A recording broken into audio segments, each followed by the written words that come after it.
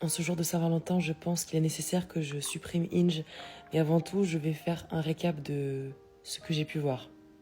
Je vais pas vous faire la liste des gens qui aiment voyager, parce que sinon on y passe la nuit, puisque tout le monde met ça sur son profil.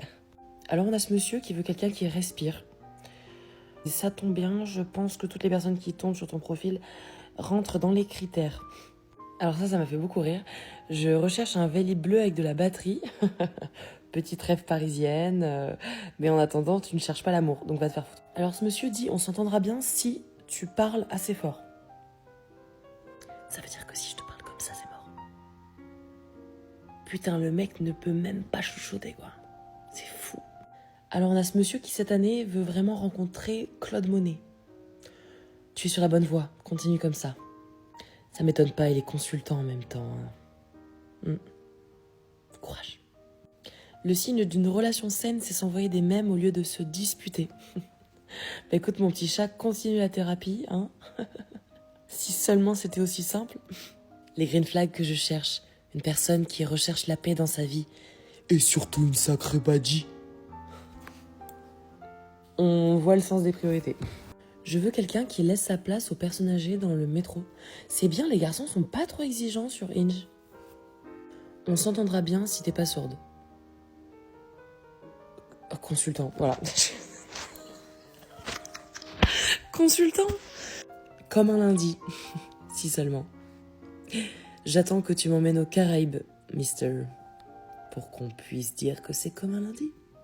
Alors c'est pas mal, lui il a dit que sa plus grande fierté, c'est ce message qu'il a reçu de son ex. Je vois que tu as laissé la chambre dans un sale état. Tu as sans doute bloqué mon contact sur WhatsApp, tu habites maintenant à Paris, on va se recroiser très bientôt, ça va pas se passer si facilement.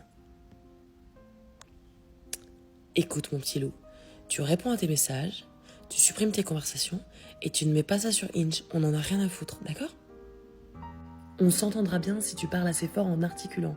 C'est fou, ils ont tous le même prompt ChatGPT, je comprends pas. Il va falloir changer les gars. Franchement, là, faut switch.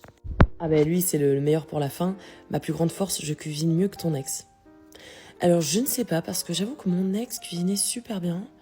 Et j'avoue que devoir me rappeler de lui en scrollant sur Hinge devant ton profil, c'est peut-être pas la meilleure chose. Mais j'ai beaucoup aimé. En attendant, je vais supprimer l'appli, moi. Ce contenu révèle la saturation du marché des apps. Profil interchangeable, exigences superficielles, contradictions constantes. Les femmes filtrent sur des détails, voix, vibe, loisirs, tout en attendant statut, expérience et divertissement. Résultat, beaucoup de bruit, peu de valeur réelle, ne surinvestit pas ces plateformes.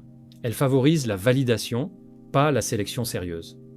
Un homme efficace optimise son temps, rencontre réelle, cercle social, activité concrète, sur apps, reste simple, direct, sans chercher à plaire à tout le monde. Comprends la règle, plus elle a d'options, plus ses critères deviennent incohérents. Ta force égale clarté, rareté, détachement. Tu sélectionnes, tu ne quémandes pas.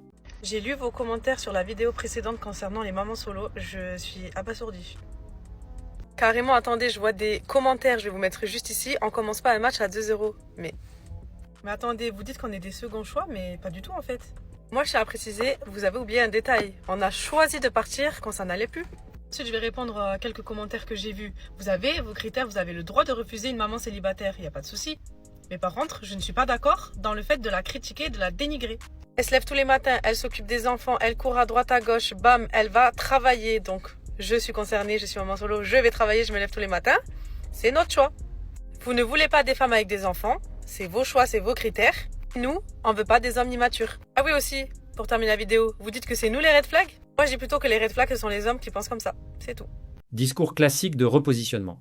Transformer une contrainte, enfant d'un autre homme, en vertu morale. Oui, elle assume, mais ça ne change pas le coût réel pour toi. Temps, ressources, priorité, jamais totale. Le point clé, tu n'as rien à justifier. Refuser une mère célibataire est un choix rationnel, pas un manque de maturité. Elle parle d'efforts quotidiens pour valoriser son statut. Mais dans le marché relationnel, l'effort ne remplace pas la valeur perçue. Ne débat pas, ne te justifie pas, sélectionne selon ton intérêt long terme. Une femme peut être respectable sans être compatible avec ta stratégie de vie. Un petit conseil, ne dévoile plus ta situation financière en premier date. Alors, je réponds à ce commentaire parce que, des amis, j'aimerais bien que vous m'expliquiez. Mais d'abord, j'aimerais bien poser un peu de contexte. Il y a quelqu'un sous ce commentaire qui a dit à juste titre, on parle quand même d'une personne qui a quitté la France pour venir vivre dans un autre pays. En effet, je pense que vous m'infantilisez beaucoup, de une, parce que vous pensez tous que j'ai un certain âge. Il y a beaucoup de gens qui ont essayé de deviner mon âge, beaucoup de gens étaient en dessous. Donc je pense que vous n'avez pas réalisé que je suis plus vieille que ce que j'en ai l'air. Voilà, j'aimerais bien comprendre parce que quand j'ai demandé à la personne, bah vas-y, développe, pourquoi c'est mal, il y a certaines personnes qui ont dit des choses comme ça ne met pas sur un pied d'égalité, est-ce que les gens ils sont pas bien intentionnés? D'accord, mais j'aimerais bien savoir ce qui va m'arriver si je dévoile ma situation financière. Qu'est-ce qui va se passer? On va me voler les 3 yens qui me restent. Il y a très certainement des choses négatives, mais comment dire ça? Je suis pas à mon premier date. Je préfère que quelqu'un s'enfuit en sachant ça, qu'il le découvre après et que ce soit une mauvaise surprise et que ça devienne un red flag ou quelque chose où il soit surpris. Les amis, je vous jure, je ne comprends pas. Ça dépend de vous, comment vous abordez le date. Parce que personnellement, moi, j'y vais pas pour impressionner. J'y vais pas pour jouer un rôle. J'y vais pour être moi-même, passer un bon moment, m'amuser, être à l'aise. Et si à un moment donné, oups, j'ai dit, ouais, j'avoue, moi, je vais pas au resto tous les jours. Je cuisine ce que je peux. Je vois pas en quoi c'est dramatique. Les gens, ils étaient en mode waouh, elle a dévoilé sa situation financière. On dirait que je lui ai montré mon compte bancaire et j'ai fait voilà, je reçois ça par mois et tout. On dirait que c'est vraiment un truc de ouf, ça vous a choqué. C'était là en mode ouais, merci, voilà, vraiment jamais. Apprenez-moi, dites-moi. J'attends, je sais pas pourquoi vous parlez de pied d'égalité. Que je le dise ou que je le dise pas, la situation elle change pas. Hein. On n'est pas sur un pied d'égalité vu que nos situations financières sont pas pareilles. Et si pour lui c'est un red flag, il reviendra pas. Ça se trouve, il reviendra pas pour une autre raison. Je sais pas, je comprends pas. Ça dépend ce que vous cherchez en date.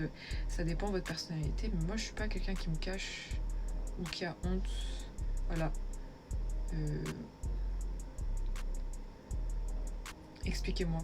La transparence financière immédiate d'une femme est un test de cadre pour l'homme. Si elle expose sa précarité dès le premier rendez-vous, elle cherche inconsciemment ou consciemment à tester votre capacité de pourvoyeur ou votre tolérance au chaos logistique. Un homme de valeur ne doit pas se laisser attendrir par cette honnêteté apparente.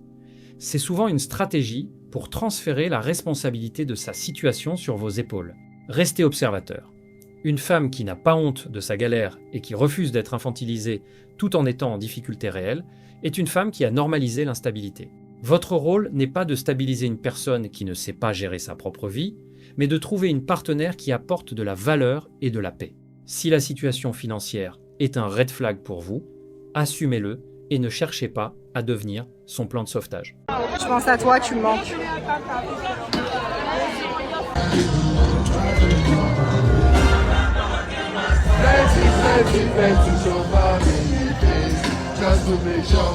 On vous le répète à longueur de journée que le monde est méchant. Ouais, le monde est méchant. Mais malheureusement, il y a encore d'innombrables soldats qui croient des choses auxquelles ils ne devraient pas croire. Camarades, faites attention, car même avec une ligne de 4, certains milieux de terrain arrivent à envoyer des ballons dans le dos. Et si ta défense ressemble à celle du Barça, on n'est pas dans la merde. Et ma question est la suivante. Dans les grandes métropoles européennes, devons-nous toujours faire confiance à nos babies? C'est la question que tout le monde se pose. Est-ce qu'on peut leur faire confiance? Est-ce qu'elles peuvent aller à des festivals seules? Est-ce qu'elles peuvent partir en vacances entre copines? Ou bien est-ce qu'on est obligé de faire un marquage à la culotte? Être ultra possessif, à la limite de la maladie. C'est la question que je vous pose. Venez me donner votre avis dans les commentaires. Venez me donner vos anecdotes dans les commentaires. La paix sur vous. C'était le West. La question n'est pas peut-on faire confiance, mais le cadre est-il solide? Une relation saine ne repose ni sur le contrôle, ni sur la naïveté. Festivals, voyages entre amis, ce sont des environnements à forte tentation. Si la fidélité dépend du contexte, elle n'existe pas. Un homme solide observe les comportements, pas les promesses. Cohérence, respect, transparence. Si tu ressens le besoin de surveiller, c'est déjà perdu. Soit le choix est mauvais, soit le cadre est faible. Évite la possessivité maladive, mais refuse aussi le laxisme moderne. La bonne stratégie, standard élevé, plus capacité à partir rapidement. La confiance se donne progressivement, jamais aveuglément. Bon, les réseaux, c'est fini. Je vous parle à cœur ouvert. Iman et moi, on s'est séparés. Et si je fais cette vidéo, c'est pas pour créer de la polémique ni m'exposer plus que nécessaire. Mais c'est par respect. La majorité d'entre vous qui m'a découvert, m'a suivi à travers notre relation. J'ai partagé une partie de ma vie ici, de notre quotidien, de nos moments. Et notre relation, elle a pris beaucoup de place sur mes réseaux. Une énorme place. Alors, disparaître comme ça du jour au lendemain, ça n'aurait pas été honnête, tu vois. Comme ça, sans rien dire, je ne pouvais pas faire ça. Je vous dois des explications. Après, peut-être pas dans les détails, mais au moins pour que vous sachiez, tu vois, où j'en suis. Pas pour raconter une histoire, mais pour vous dire la vérité. Aujourd'hui, cette relation, elle est terminée et cette rupture, elle a tout remis en question. Ma stabilité, mes choix, mes projets et même cette envie de continuer à m'exposer ici comme avant, tu vois. Cette partie de ma vie, clairement, elle n'existe plus.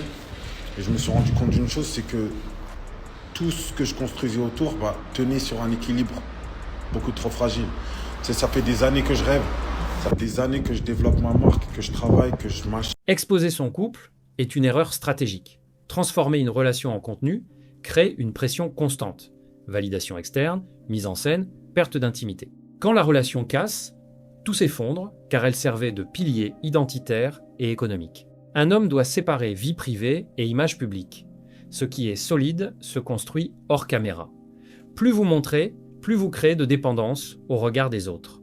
Et plus la rupture devient coûteuse. Ne basez jamais votre stabilité émotionnelle ou financière sur une relation. Gardez votre autonomie, votre cadre et votre mission. Une relation doit s'intégrer à votre vie, pas la définir. Une chose est sûre, c'est que le dehors est tellement chaud. Et quand je dis tellement chaud, c'est tellement chaud.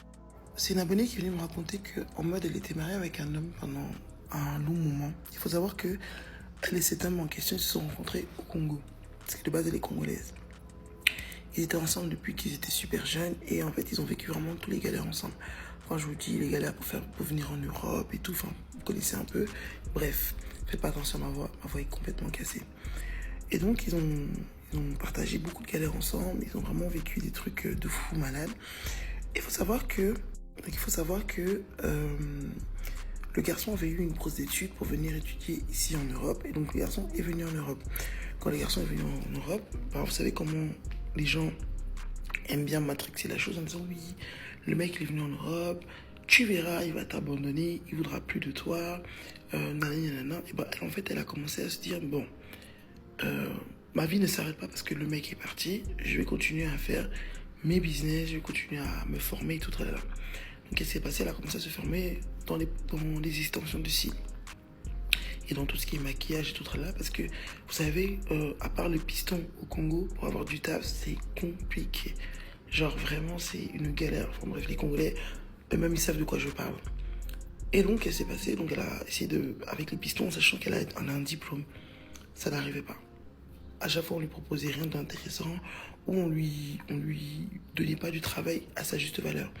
Donc, qu'est-ce qu'elle a commencé à faire? Elle a commencé à se former tout ce qui était dans la beauté. Et par la grâce de Dieu, elle a réussi à se former, elle a réussi à monter son entreprise. Et il faut savoir que quand elle se formait et qu'elle faisait ses trucs pour pouvoir gagner beaucoup d'argent, son mec était toujours là avec elle.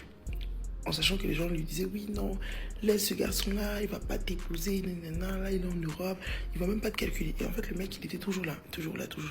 Mais elle protégeait son cœur parce qu'elle se disait, bref, on ne sait jamais, on connaît les hommes, comment ils sont, bref. Qu'est-ce qui se passe? Elle commence à se développer dans tout ce qui est beauté et elle réussit.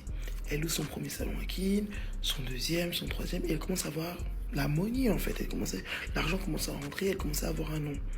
C'est parce que je peux pas vous dire son nom. Quand je vous dis qu'elle m'a contacté pour me raconter sa story time, j'étais là, oh my god. Donc non, bref, on continue l'histoire. Donc ça marchait bien pour elle et son couple, ça continuait toujours à évoluer, ça continue toujours à marcher. Donc elle était dans la joie du cœur en fait. Elle disait ouais, les gens disaient que ça n'allait pas marcher, les gens disaient que ça n'allait pas marcher, mais ça marche. Qu'est-ce qui se passe? Le mec lui dit maintenant ouais bon, j'ai bientôt fini mes études, là j'ai postulé pour un travail et tout, j'aurai le travail. mais j'aimerais te faire venir en Europe parce que vas-y, j'ai envie de te marier, j'ai envie de t'épouser, tout ça, tout ça. Je vais venir faire le toc-toc à la porte. Bref, vous avez capté. Qu'est-ce qui se passe? Elle était contente et tout, elle prévient ses parents. Le mec, il rentre de l'Europe pour pouvoir lui demander en mariage. Il lui demande en mariage, tout ça, tout ça, tout ça. Les parents donnent la liste de la dot. Enfin bref, vous connaissez la chanson. On va passer les étapes. Elle se marie. Quand elle se marie, ils font un regroupement familial pour qu'elle puisse venir en Europe. En sachant que maintenant, elle commençait à faire quoi? Des allers-retours entre l'Europe et l'Afrique. Parce qu'elle avait toujours ses business là-bas. Ses business marchaient toujours, tout se passait bien. Et avec son mari, ils ont continué à plus s'investir dans les business. Vous voyez l'erreur? Ah, Seigneur Jésus, l'homme est mauvais. Bref. Donc, ils ont continué à s'investir dans le truc. Le garçon, l'homme, il a fini d'avoir son diplôme. Et il continue à travailler le temps d'avoir les papiers. Parce qu'il faut savoir qu'il avait eu les papiers grâce au fait qu'il travaillait. Ça faisait aussi longtemps qu'il était là. Enfin bref, à l'époque, vous avez capté. Mais il avait pris un travail en mode à sa sous expérience. Genre en mode, il avait tellement d'expérience pour ce travail qu'il d'office en allait le prendre. Et en fait, ils s'en foutaient parce qu'ils visaient vraiment plus les biens qu'ils avaient au Congo. Du fait que la fille avait ouvert des salons, retenez. Donc qu'est-ce qui se passe? La fille faisait des allers-retours entre Kinshasa et ici.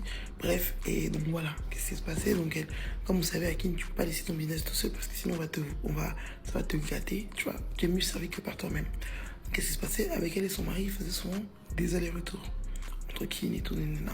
Bref, qu'est-ce qui s'est passé? La fille est tombée enceinte et quand elle est tombée enceinte de son premier enfant, elle voulait plus trop aller à Kin pour la grossesse. Elle disait bon, je vais rester en Europe pour bien suivre la grossesse, là, les hôpitaux et tout. Donc, qu'est-ce qui se passait? C'était que l'homme commençait à aller souvent à Kin. Le mec, il partait tout à Kin, c'est lui qui gérait les business, il donnait des suivis par rapport au business et tout. Tout se passait bien, tout était beau dans les meilleurs des mondes. Qu'est-ce qui se passe? Elle accouche. Elle accouche d'un petit garçon, tout le monde est heureux, tout le monde est content. Le mec, il revient, ok? Il est là avec elle et tout là. Et le truc, c'est que quoi? C'est que elle voyait que son mari commençait à monter gros dos, en fait. Vous voyez? Son mari commençait un peu, genre, bien sûr, l'homme reste l'homme de la maison, il n'y a pas de souci. En fait, des fois, l'homme, il oubliait en fait que cette création-là, c'était la création de sa femme. Bien sûr, ils sont un ensemble. Mais des fois, il ne faut pas oublier que l'argent là qui rentre dans la maison, c'est pas toi qui as mis ça en place. Parce qu'il faut savoir aussi un truc qui est très important, que j'ai oublié de préciser. Il faut savoir que quand il était en Europe, bah le mec, bon après il est aussi étudiant, donc il pouvait pas faire grand chose, mais il ne lui envoyait pas d'étal, il lui achetait pas vraiment des choses, tu vois. Donc elle se débrouillait toute seule. Et j'ai un truc qui est aussi important à préciser, c'est que la fille, elle vient d'une famille très très pauvre. Quand je dis vraiment très très très pauvre, c'est vraiment très pauvre. Comment elle a réussi à se développer par rapport au truc? C'est parce que elle travaillait dans la beauté chez les gens. Vous voyez le délire? Donc elle était employée chez les gens et elle coffrait l'argent en fait. Tout l'argent qu'elle gagnait, elle coffrait. Et elle commençait avec les clientes. Les clientes aimaient bien son travail. À chaque fois que les gens lui demandaient, ouais, c'est qui t'a fait que, enfin, qu'elle coiffe quelqu'un, qu'elle se félicite à quelqu'un, ou elle faisait quoi que ce soit dans la beauté, bah, il y avait des bouches à oreille. Et donc c'est comme ça qu'elle s'est fait un nom, qu'elle a pu trouver un local, nanana, bref, et puis premier petit local, elle a ouvert un deuxième grand local, enfin bref, vous avez capté la chanson, c'est juste pour préciser son revenu de famille, enfin son environnement de famille avant qu'elle ait l'étal. Il faut savoir aussi que le garçon, sa famille, aussi pauvre, ok? Genre en mode tous les deux, ils étaient personne, ils se sont chacun cherchés. Ouais, le délire, bref, on continue. Donc qu'est-ce qui se passait? Elle voyait que, le garçon commençait à monter gros dos en fait. Le mec il commençait à monter gros dos et tout. Et il commençait à sortir de l'argent des entreprises de la femme. Parce que la femme elle s'est pas dit ouais non comme c'est mon entreprise, mon mari n'a rien à avoir dedans. Non, elle s'est dit bon je vais quand même l'aider parce que ça reste quand même mon mari. Bref. Qu'est-ce qui se passe? Le mec a commencé à faire gros dos. Oh, elle est un peu surprise, elle s'est dit mais wesh, c'est quoi ce bail? Comment ça a commencé les premiers gros dos? Un jour comme ça, son mec, il sort 10K. 10K dollars, en dollars, hein, 10K. Et elle sait pas où est parti l'argent. Elle lui pose la question, oui, où est parti les 10K? J'ai vu que t'as sorti 10K du compte de l'entreprise, tu m'expliques. Le mec commence à lui manquer de respect. Ouais, donc moi je suis ton employé pour que je te justifie où est sorti les petits cas. Aïe, t'oublies c'est qui le chef de la maison.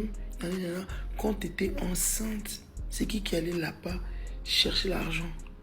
Qui allait là-bas au salon pour faire la publicité, c'est pas toi, c'est moi. Bref. En fait, ça avait tellement fait mal qu'elle a commencé à pleurer. Elle pleurait, mais tranquille. Elle a dit, bon, je vais pardonner mon mari parce que ça sert à rien voilà quoi. Je laisse passer seulement. Bref. Le garçon commençait à faire des foutaises, il commençait à être tout le temps nerveux. Quand la femme, elle va dire quelque chose, oh, on dirait comme si c'était un SDF qui était venu lui parler en disant, et il lui répond avec mépris et tout. Donc la meuf, elle lui dit, mais qu'est-ce qui se passe, chérie? Pourquoi t'es comme ça? Je vois que t'es un peu tendu, explique-moi, c'est quoi le problème? Le mec lui dit, oui, non, c'est pas ça, c'est juste que en ce moment, c'est un peu content. Bref, il commence à lui sortir des directions disant que, oh, le stress du travail. Oh, non, papa. Bref, elle lui dit, mais moi, je suis censée être ta femme. Quand t'as un problème, c'est moi qui ai un problème. Quand t'es pas bien, moi je suis pas bien. Donc, ça justifie pas tes manques de respect. Il dit, oh non, excuse-moi, je me permettrai plus de faire ça. Bref, qu'est-ce qui se passe? Elle le pardonne et tout, et elle recommence un truc. Et puis, qu'est-ce qui s'est passé? Il faut savoir qu'elle est retombée enceinte une deuxième fois, parce que tout allait bien et tout. Bref, partie 2. Désolé les amis. C'est quand tu racontes des storytime avec des taillots. La leçon est double. D'abord, la gestion d'une entreprise doit rester professionnelle, même entre époux. Laisser un partenaire gérer des fonds sans contrôle strict sous prétexte de confiance est une erreur stratégique majeure. Ensuite, méfiez-vous de l'ego masculin blessé par le succès financier de la femme. Un homme qui ne construit pas sa propre valeur cherchera souvent à parasiter celle de sa compagne tout en la rabaissant pour maintenir une illusion de domination. La vraie autorité ne se crie pas. Elle se prouve par la capacité à générer et à protéger, pas à piller.